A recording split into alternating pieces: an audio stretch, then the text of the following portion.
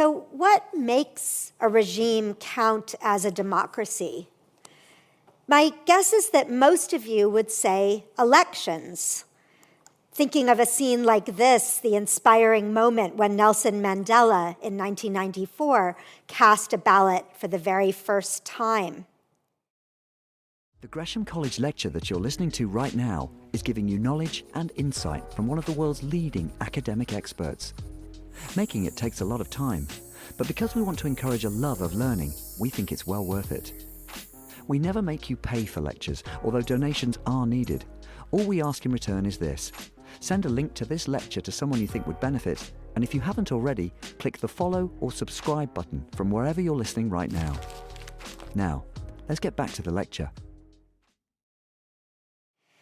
But the ancient Greek philosopher Aristotle, here's a photo of Aristotle of a statue in his hometown of Stagora. Aristotle would have said the opposite. In listing the hallmarks of democracy, he wrote that the appointment to all offices, and then he has a caveat, which I'll come back to, but the appointment to all offices, small caveat, should be made by lot. And the historian Herodotus similarly characterized rule by the majority as taking place typically and characteristically by lottery. As you can see, Herodotus has one of his characters observe that rule by the majority assigns offices by lot. So while election is the key to modern ideas of democracy, it was the opposite for the ancient Greeks, such as the Athenians living there in the classical period.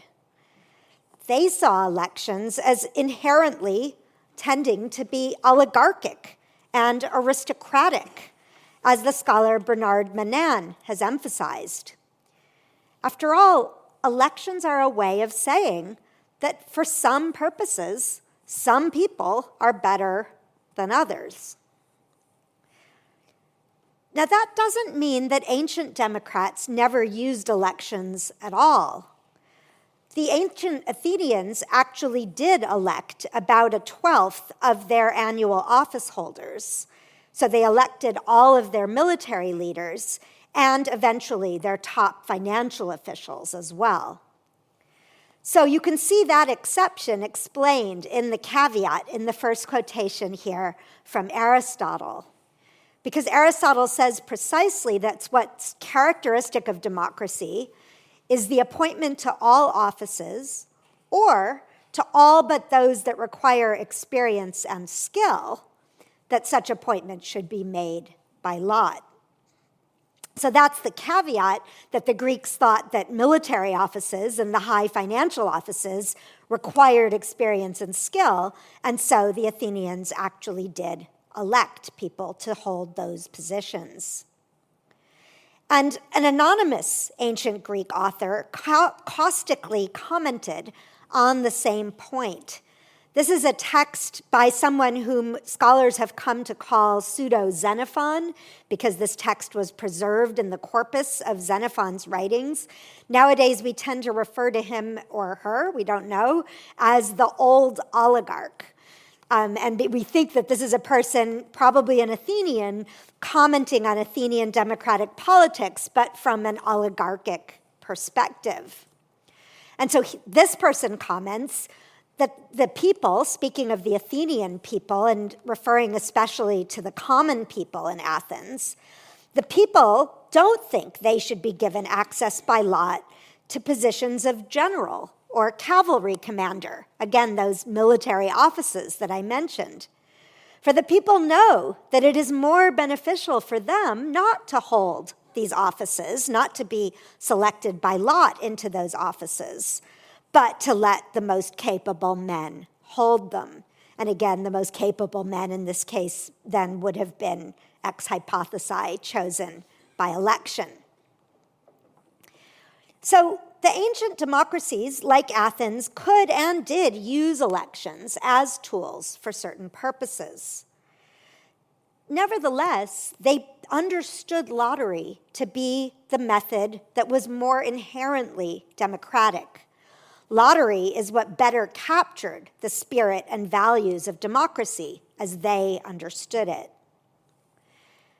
And conversely, if we today answer that question of what makes a constitution democratic by just saying elections, we overlook the fact that many authoritarian regimes actually make use of regular elections too. So when you stop to think about it, defining democracy just as elections is always incomplete in ancient Greece and also today. So we need to say something at least like free and fair elections today. And when we say that, we would bring values as well as institutions into the frame. We would think that it matters how elections are free and how they are fair. And so then we need to explain what exactly something like freedom or liberty, I'm going to use those words interchangeably, what and how that should be taken to mean in democratic terms. Because again, authoritarian regimes today, like oligarchies in antiquity, have also laid claim to the value of freedom. So we have to investigate exactly what is freedom for ancient democrats and what should it mean today. And indeed, in Aristotle's analysis of ancient Greek democracy in Book 6 of his Politics, and that was what I began by quoting, his first step was actually to explain the value of liberty as Democrats understood it. So we see this here. Here's Aristotle in Book 6 of the Politics, and he says, the basis of a democratic state is liberty. So one principle of liberty is for all to rule and be ruled in turn. Another is that a man should live as he likes. And I'm not going to say much more about that one in the lecture, so that's something we can come back to in discussion. But I want to emphasize this claim of to rule and be ruled in turn, because notice what Aristotle says a little bit further down. He says, because democratic people think of themselves as free and equal in a strong sense, that from that has arisen the claim to be ruled by none, if possible, or, if this is impossible, to rule and be ruled in turn. So what he's saying here is that democratic freedom, what's especially characteristic of democratic freedom, is acknowledging that no one has more entitlement to rule than anyone else. And meanwhile, you see that he also mentions in the last line of the passage there, democratic equality. And that means counting everyone for one and not taking anyone to be worth more politically than anyone else. And some of you may have heard me explain in a Gresham lecture last week that democratic equality was called by Aristotle arithmetic in counting each person as one, as opposed to geometric equality that would weigh worth and merit differentially. So these values combine, these democratic views of freedom and equality, to suggest that while people would rather not be ruled by anyone else, since they're all equal, and they would be less absolutely free when they're subject to someone else as their ruler, but the next best thing is where democracy stakes its claim, on the rotation of office, ruling and being ruled in turn, meaning that nobody gets to rule forever or claim a special natural right to do so. So starting from those interpretations of the values of freedom and equality, Aristotle then compiled a longer list of hallmarks of democracy. And here is that list in part. And this is a kind of summary. I'm going to expand a little bit on each of these bullet points. So this is Aristotle's list, and he starts from those definitions that we just considered. So he writes, such being our foundation, namely that account of liberty that we just saw, the characteristics of democracy are as follows. So first of all, is the one that we already looked at, that the appointment to all offices, or caveat, all but those which require experience and skill, should be made by lot. That's the first bullet point here. Then he goes on that no property qualification should be required for office, or only a very low one. I'll come back to that. That the tenure of all offices should be brief, and that no office is perpetual. Again, no one gets to hold office forever. We have rotation, ruling and being ruled in turn. Then he goes on that all should be eligible to be chosen as jurors and more broadly to sit as judges in the most important matters. And he talks here about juries and also about the boards of auditors who were selected by lot to hold the office holders to account. And then finally, that the assembly should vote and be decisive on all issues, or at least the most important. So this is Aristotle's list of the characteristic hallmarks of democracy. Now look at that list. Elections barely feature. They're only there in that all but skilled clause in the first bullet point, but they're not the hallmark of ancient democracy as Aristotle observed it or analyzed it. But conversely, it's not crucial, according to the second bullet point, that everyone should be able to stand for office. There can be a very low property threshold that would mean that the very poorest cannot stand. That's what the second bullet point allows.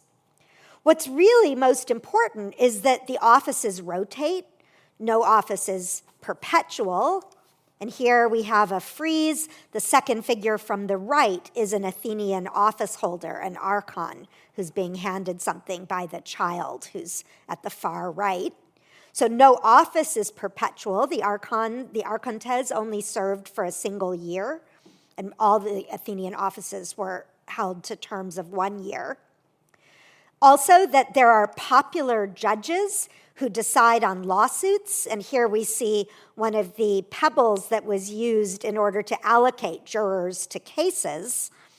And they also, through lottery, chose the auditors, as I mentioned in my first Gresham lecture of this academic year.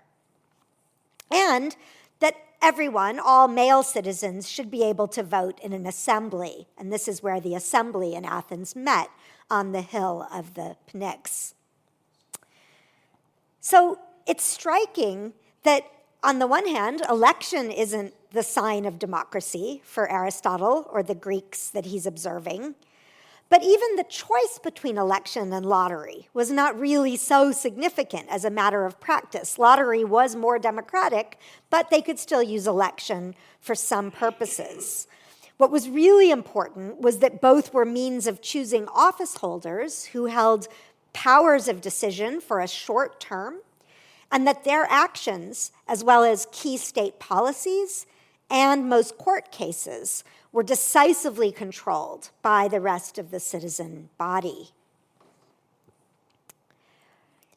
Now, since at least the 18th century, commentators have dismissed ancient Greek politics, including ancient Greek democracy, as a model that's irrelevant to the commercial, bureaucratic, large-scale societies that had already come into being in the 18th century and that most of us continue to live in today. And commentators have dismissed those ancient models by setting up two fundamental oppositions between ancient and modern politics. So these oppositions, and they overlap, as I'll explain, are between ancient and modern liberty, which was argued by Benjamin Constant, and what we've come to call direct democracy versus representative democracy. And I'm going to talk about this in the work of James Madison, though he didn't use exactly those terms. So first of all, I want to talk about this distinction between ancient and modern liberty that was introduced in a lecture in 1819 by the French political thinker Benjamin Constant. And Constant argued that Athenian-style democracy and Greek politics generally was just unsuited to modern economic and social life. And this is because modern people, modern in the 18th century already, as Constant saw things, already in the 18th century, in the early 19th century when he was speaking, Modern people are caught up in the pursuit of their commercial interests, as opposed to having the leisure to pursue politics, which had been bought for the Athenians, in effect, by the enslavement of others. So Constant further claimed that this made modern ideas of freedom something completely different from how the ancient Greeks thought of freedom. He was thinking of Sparta even more than Athens, but talking about Athens too. So on Constant's view, ancient liberty meant, as he wrote, exercising collectively, but directly, several parts of the complete sovereignty. But modern liberty meant the freedom to busy oneself with private life, as Constant also put it, the enjoyment of security in private pleasures. So for Constant, ancient Greek liberty was active participation in political decisions, but this was out of reach and out of step with modern concerns. So that was Constant's version of the opposition. And the second opposition, which I'm just calling between ancient democracy and modern democracy, had been advanced a generation or so before by James Madison, who had studied at Princeton University, so he's someone of whom Princeton is proud. And he was later, and this distinction was later given this label, direct democracy versus representative democracy. So this distinction overlaps with Constance in holding that the ancient Greeks had the luxury, thanks to slavery, of spending a lot of time directly doing politics, whereas modern citizens have to spend our time earning a living, so we can't participate as actively, nor do most people wish to do so. But Madison added the point that it's not practical, he claimed, in modern large-scale societies for people to be directly engaged in key political decision-making. So he emphasized, for example, in Federalist Paper 10, that the institution of representation could allow for political freedom because people could self-rule by electing the representatives who would then make decisions on their behalf. And Madison also added that he thought that representation could help avoid a mob rule psychology that he and other critics of ancient Athens thought had taken root there. So I want to just take a moment to explain that concern about mob psychology, because often when we talk about ancient democracy, this sort of concern is lurking in the background. So let me take two examples that are often given in which people then interpret ancient Athens as having engaged, at least at times, in a kind of mob rule. So the first is an infamous vote by the Athenian Assembly in 427 BCE to punish the people of an allied polis who had sought to secede from that alliance. So this was the polis of Mytilene, and this is a view of modern Mytilene.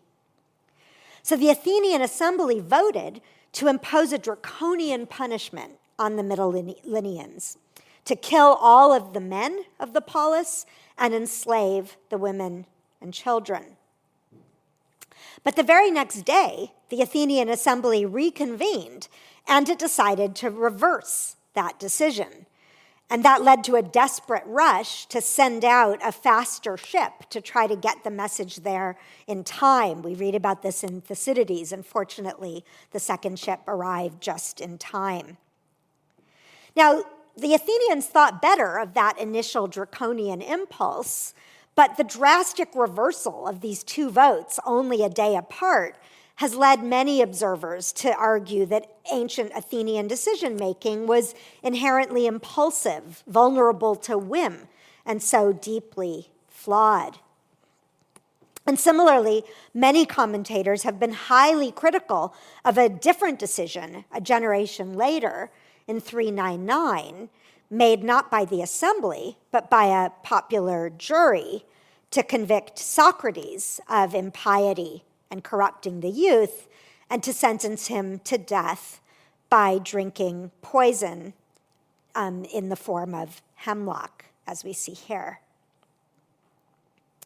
So against these kinds of stories about how ancient democracy could go wrong, Madison argued that electing a Senate, especially an upper house, would help to moderate passions and foster more reasoned debate.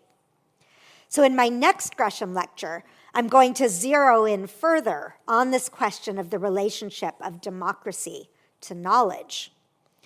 But for today, I want to return to the oppositions that ancient and modern liberty, ancient and modern democracy, these oppositions that Constant and Madison set up. So on these views, again, to summarize, instead of ancient liberty coming from direct political participation, modern liberty is supposed to be freedom from having to participate in politics. And there's some intuitive plausibility to this claim.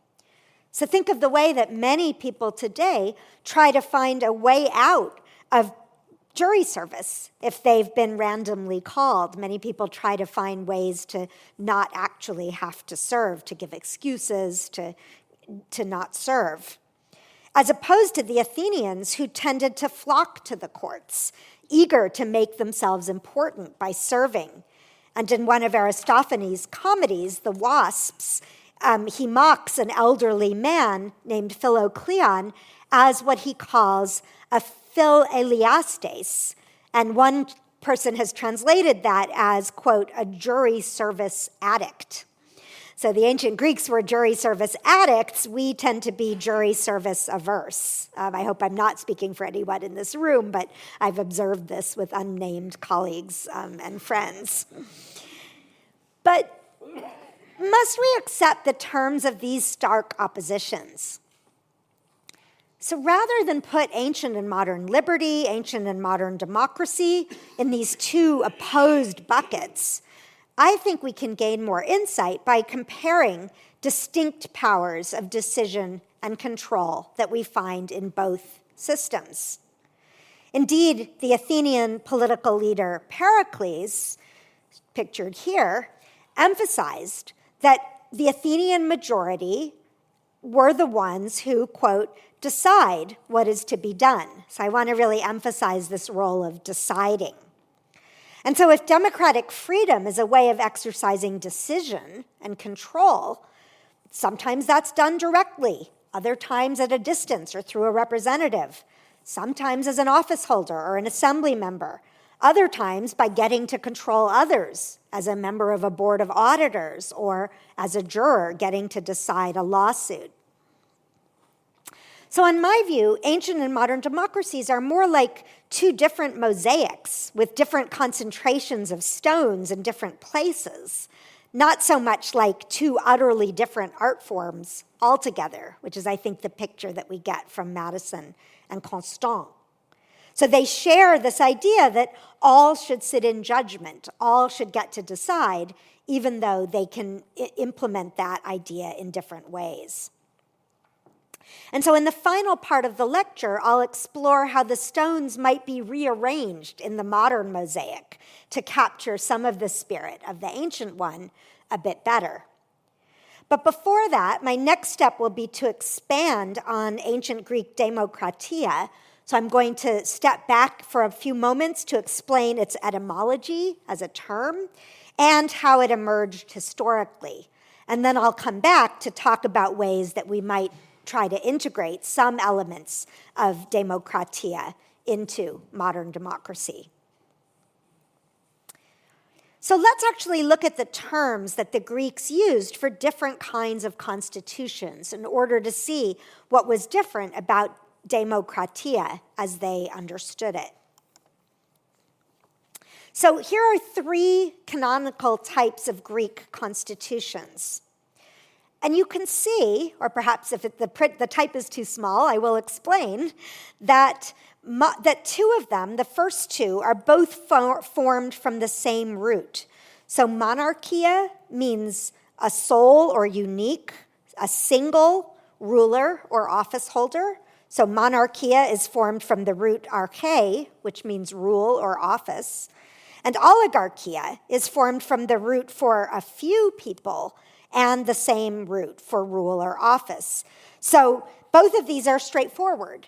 In a monarchia, one person rules, and in an oligarchia, a few people rule. They monopolize the positions of office, the positions of political authority. But as you can see, Demokratia is different. It doesn't have that arche root. Its root is not rule or office, but the word kratos, which means strength or power. And demos, as we'll talk about more in a moment, means people. So Demokratia doesn't say that people rule or hold office. It says the people have the power. Demokratia is people power. But self-evidently, this can't mean, and it doesn't mean, that all the people rule and that they all simultaneously hold the offices. That wouldn't be possible. So there has to be a different kind of power that's involved in this kratos of the demos. So the classicist and political scientist Josiah Ober has interpreted this kratos as what he calls the power to do things. And so building on that idea, I want to suggest that we should understand again this democratic power to do things specifically as a power to decide. Again, to decide between rival speakers, to decide as a member of a jury, to make decisions if you do get to hold office for a term. So Demokratia was the power to make things happen, as Ober says, by deciding on what should happen. So far I've focused on kratos, but demos also has significance in understanding the original meaning of democracy, for it could be interpreted in one of two ways. Demos could mean the people as a whole, but it could also mean specifically the common people. So how are these two meanings related? So when we think about democracy today, we tend to assume that democracy means all the people as a whole. But democracy then tends to decide by majority rule. So it turns out that it's the many, whoever they are, who will in practice decide on behalf of the whole people. And so this is why Aristotle wrote in the Politics that in a democracy, quote, the majority is supreme. Or as Pericles again put it, in name, our Athenian constitution is called a democracy because it is managed not for a few people, like an oligarchy, but for the majority. And as all of these participants and observers of ancient democratic life tended to emphasize, the many, or the majority, in an ancient Greek society was always in practice the common people, the relatively poor, as contrasted with the elite. So that's how we get from the demos as all the people to the demos as the common people. The common people exercise the majority power within the people as a whole, and so it's their preferences that they have the power to enact. But again, that doesn't mean that the poor held every political role. And actually, as we saw from the beginning, those who were elected to serve as generals and financial officials in Athens actually tended to be overwhelmingly from the wealthy elite. So one historian remarks, and I quote, "The poor in Athens regularly elected the rich, leisured, and well-educated to the chief positions in the state." So again, when they used election, they did pick people kind of who were from the elite, typically. But what mattered, the people power, was not that even the people all got to talk in the assembly. The same historian points out that even the speakers in the assembly tended to differ in social position, as he puts it, from the majority of the citizens. And that's an historian named M.M. Markle III. So rather, the people power, the power of the majority, lay in being able to decide which speaker's advice to follow, being able to decide on a court case, and again, to rotate in and out of the lower offices by lot. Now, I want to take a moment to acknowledge that these sorts of ideas are not only found in ancient Greece. And I want to take just one further case. The scholar Tejas Parashar has described how a group of 3 Indian historians writing in the early 20th century as he puts it, held up a historic Indian constitution as an alternative to representative democracy. And these historians were talking about the 3rd century BCE Mauryan Empire, especially under the Emperor Asoka. So this is actually just a century after the classical Greek period that I'm talking about. And Perisher traces how these historians emphasized that there were territorial assemblies that were open to citizen participation. Some of them even used lot to choose subcommittees, and all officials had to render accounts at the end of their terms of office. And this was advanced by these historians, Radha Kumud Mukherjee and his colleagues, as a model for modern democracy in India. This is the modern Indian parliament. Or to take another example, Karl Marx celebrated the way that the revolutionary Paris Commune in 1871, pictured here, was also formed of municipal councillors, as Marx wrote, chosen by universal suffrage, responsible and revocable at short terms. That's Marx on the Civil War in France.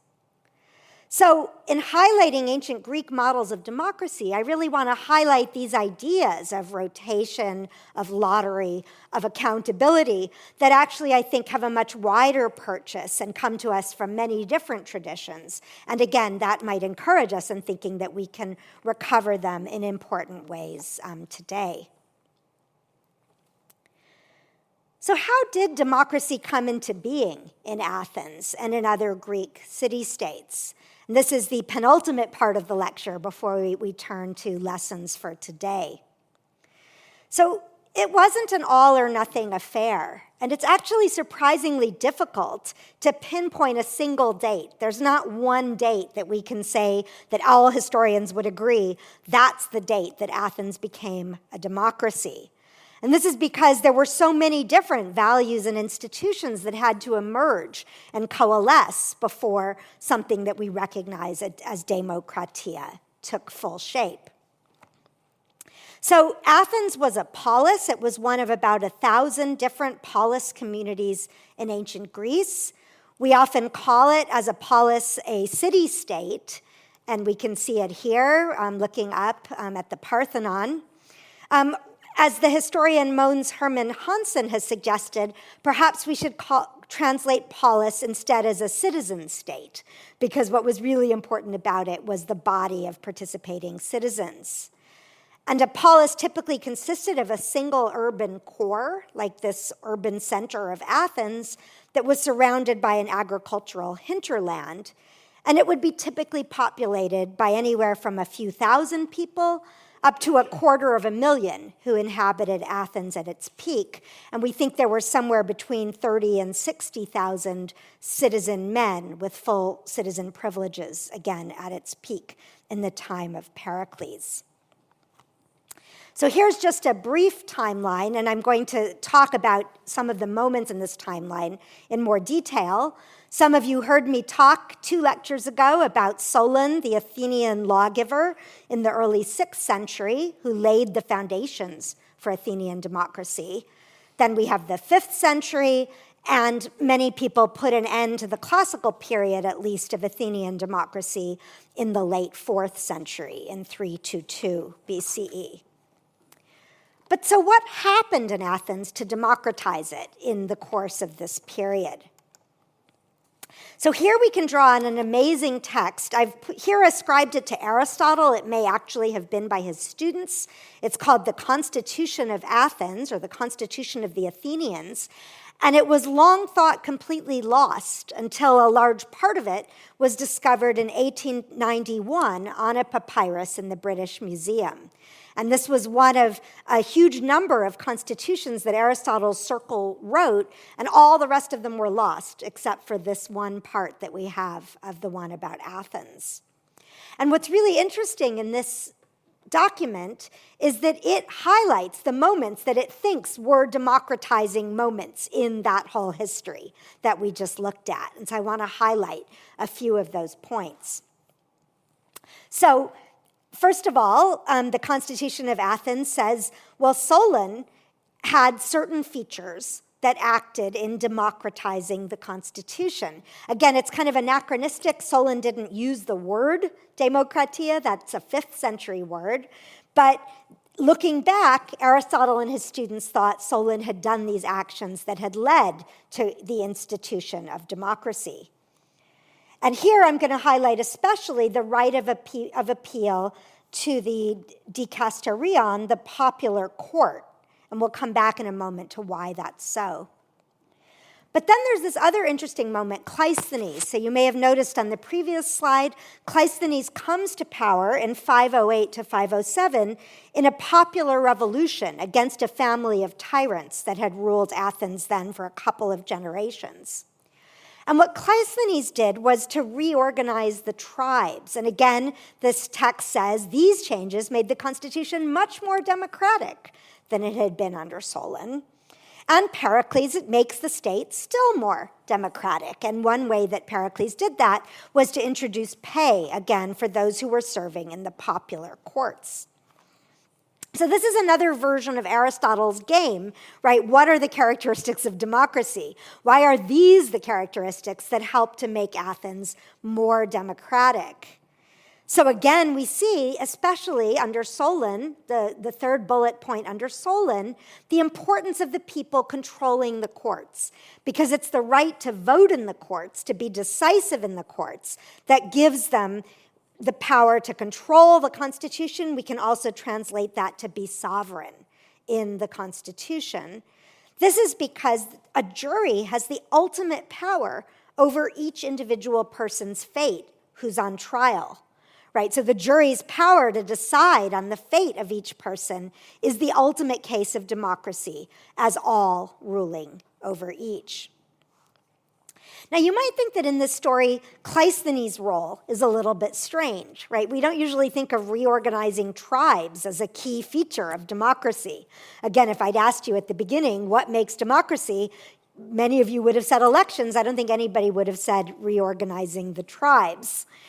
But what's important about what Cleisthenes did is that he created a sense of identity as a democratic citizen.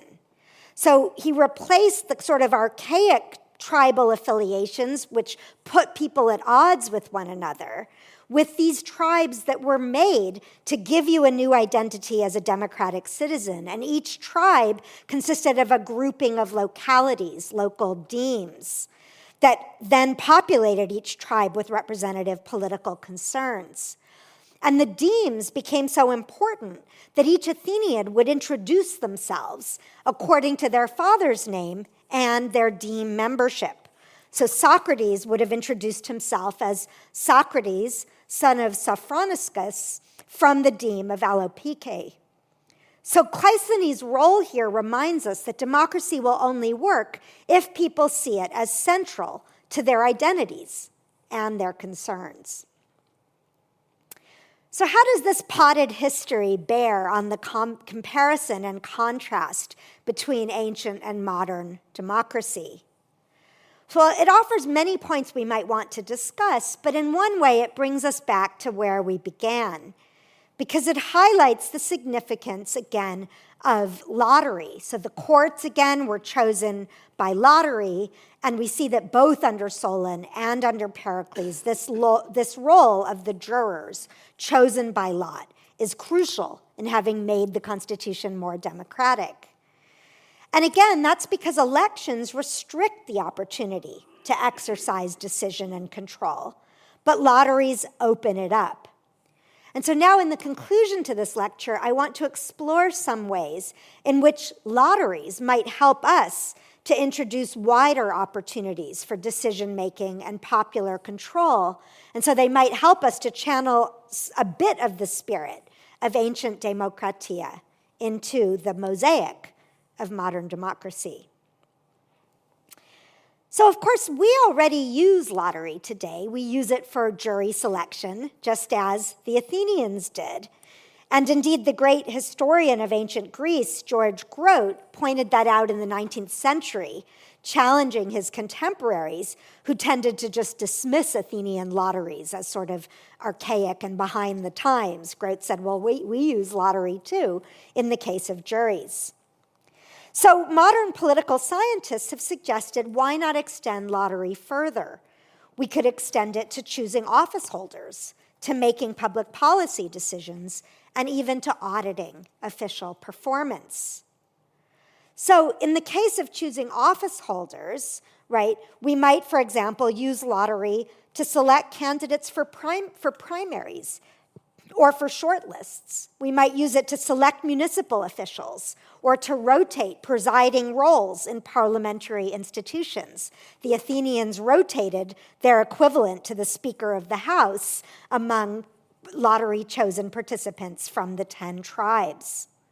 So a number of modern scholars, lotocrats, have argued that we should use lottery much more extensively than we do, scholars like Barbara Goodwin and Alex Guerrero, to supplement and in some cases even replace election.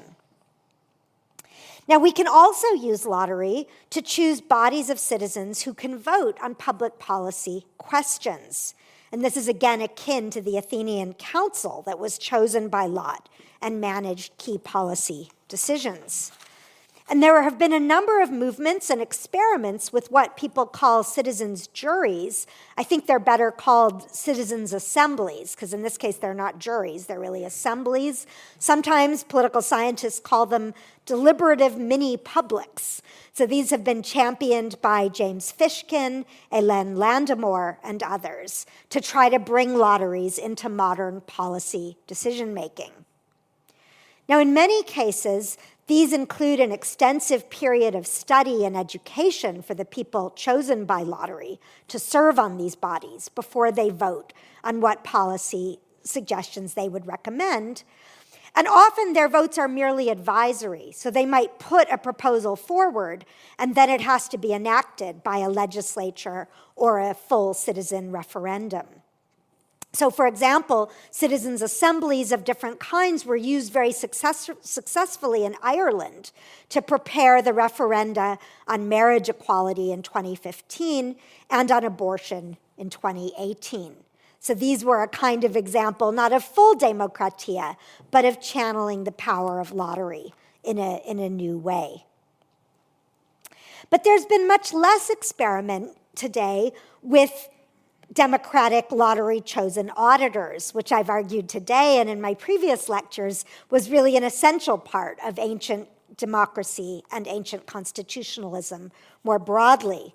So I'd like to suggest that we do experiment with boards of lottery-selected citizen auditors who could field questions and complaints and be given powers to question and publish on the performance of public officials.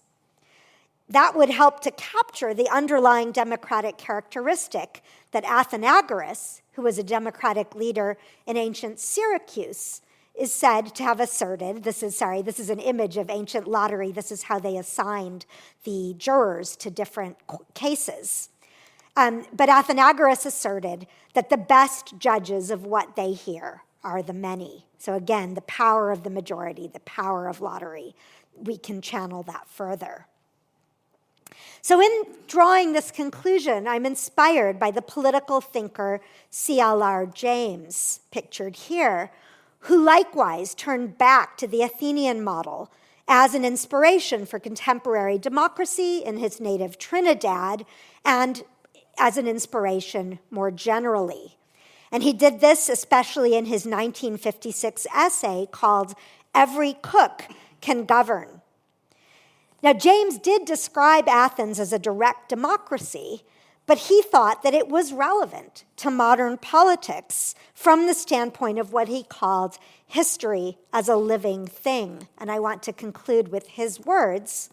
He wrote, "We today, who are faced with the inability of representative government and parliamentary democracy to handle effectively the urgent problems of the day, we can study and understand Greek democracy in a way that was impossible for a man who lived in 1900 when representative government and parliamentary democracy seemed securely established for all time." So James in 1956 thought that the capacity of representative government to adequately address the issues of the day was already under threat. We today, I think, have even more reason to think so. And so with James, I think we can not only appreciate the values of Greek democracy, but also seek ways to realize them afresh in our institutions and practices today. Thank you.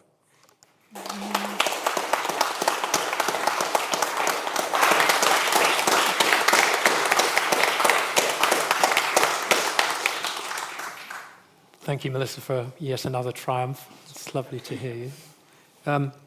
As ever, we've got quite a few questions coming in online. I'll try and grab the spirit of one or two together. This first one is the models you've suggested, particularly for lottery-chosen auditors. Do you think that those have... are there any systems in the world where that could be implemented, as it were, immediately?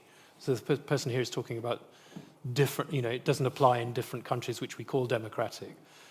Can they use these to arrive at a system which might work in every place, or are there some where it appears to be something you could impose more quickly?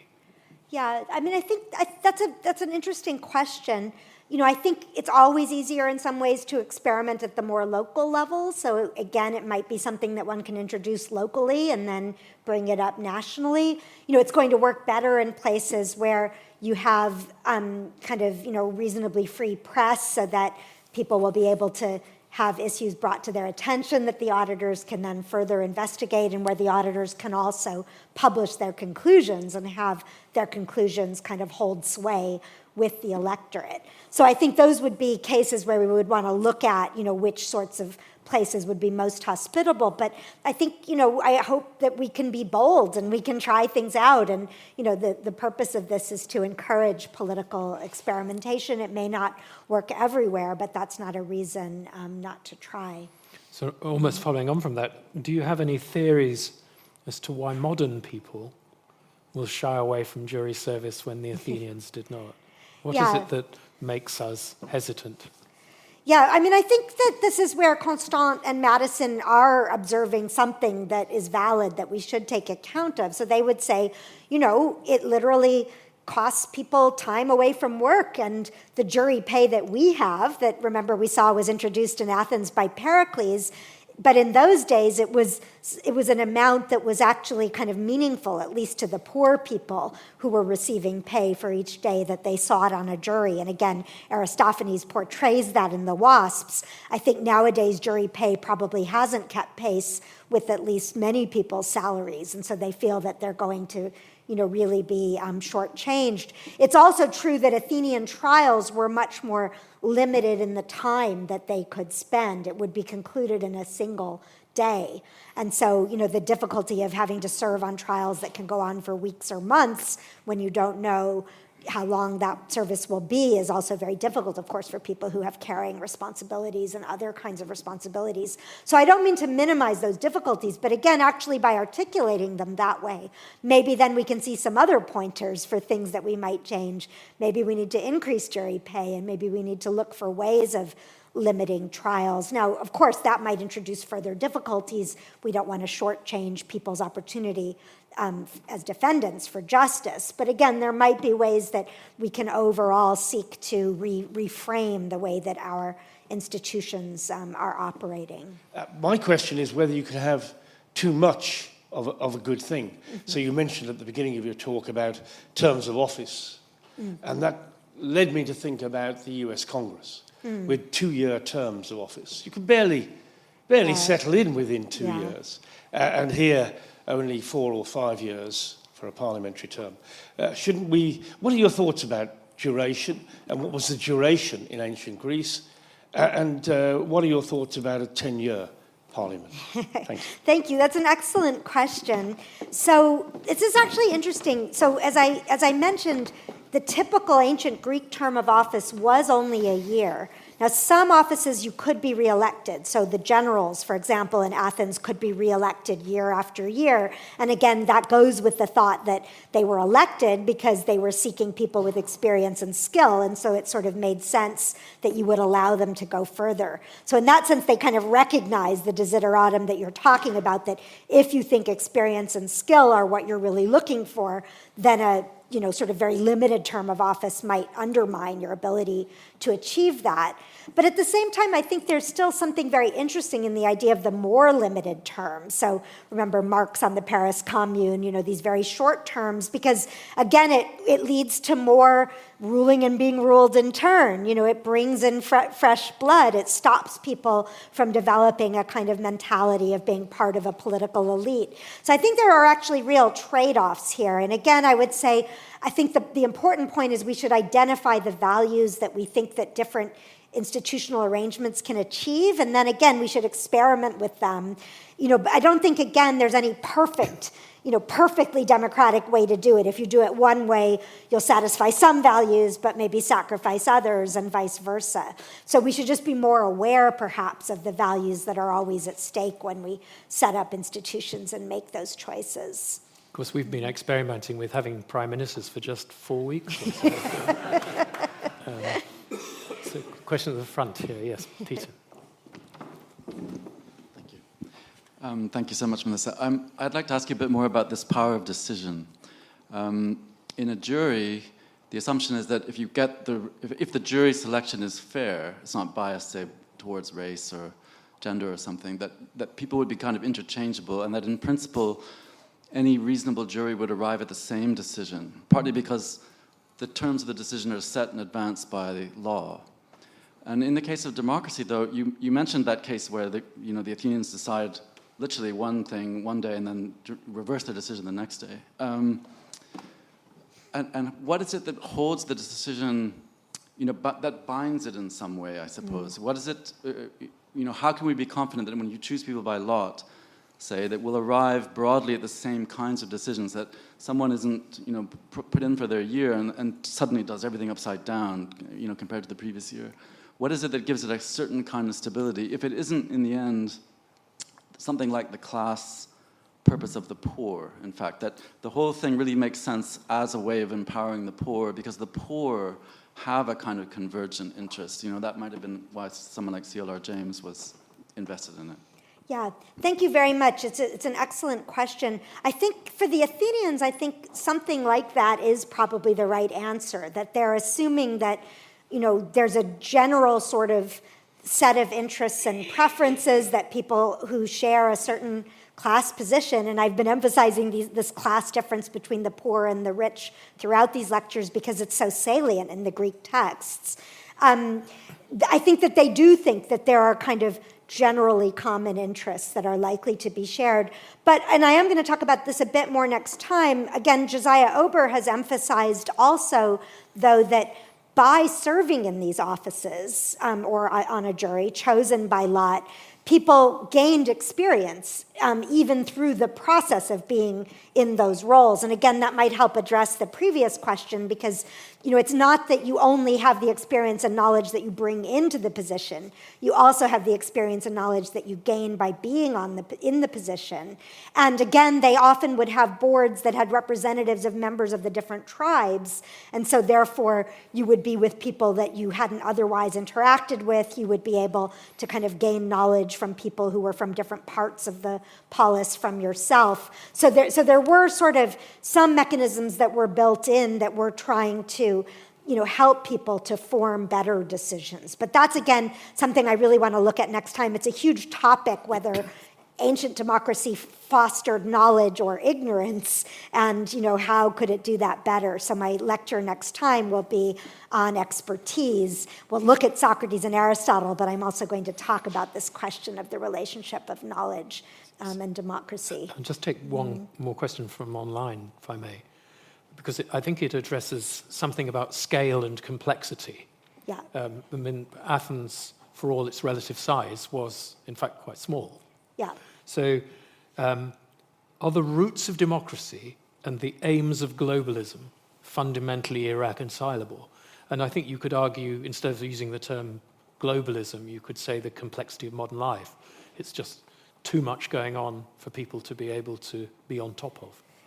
Yeah, so this is an incredibly challenging question. And again, I think it's not just a question for ancient democracy, as it were. I think it's a real question for modern democracy. I think the way that we might try to think about that, again, is to think about sort of layers, federations, multiple different kind of overlapping systems. So, you can have local institutions, you can have regional institutions, you can have national institutions, you can have international institutions. Actually, in the Hellenistic period of Greek history, so just after the classical period, the Greeks really develop a number of federations that were actually then an inspiration to the American founders, for example, when they were thinking about the idea of how do you have a federation or a confederation, as they initially had in the United States. Before we had the American Constitution, we had the Articles of Confederation, and they were actually explicitly inspired by these ancient Greek models to say maybe these are ways that independent societies can join together. So, I think that we need to look at layering, interaction, multiplicity, sort of redundancy even of different kinds of democratic systems. The late David Held, a political theorist at the Open University, had a book on models of democracy that was very much talking about, how can we kind of have different kinds of democracy at these different levels. So I think we shouldn't give up on that aspiration, but again, we need to kind of further our institutional experimentation. What I was going to ask is about slavery, slaves. Is it the modern, I would say the modern version of democracy leads to anti-slavery, at least that's what the myth we tell ourselves. Would you say that the ancient Athens would have got there eventually? Yeah, that's an important question, and I emphasize that Constant certainly thinks that slavery is what underwrote this ancient model of participatory politics, and that's part of his reason for thinking that it can't exist in modernity because we don't have these other people who are being forced and exploited and dominated to do the sort of work for the few elite. And in that context, even the poor Athenians were elite compared to the people whom they were enslaving. So I think that's right. There are a few statements against slavery that survive from ancient Greece. There's an anonymous kind of comment that we find in the side of a manuscript of a papyrus. There are claims that are made that say slavery is not natural; it's just a human institution. Now, we might then draw the conclusion, well, if it's a human institution, it can be changed, it can be abolished.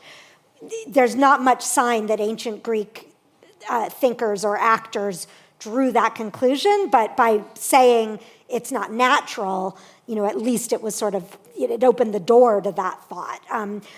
Would they have gotten there eventually? I don't know. I mean, it's a stain on their record, certainly, as we, I think, are right to see it in that way. There's a very complicated history of sort of subsequent ideas of slavery and how they're challenged and reinforced, and it's a very long and important history that we need to remember. Thank you. Thank you.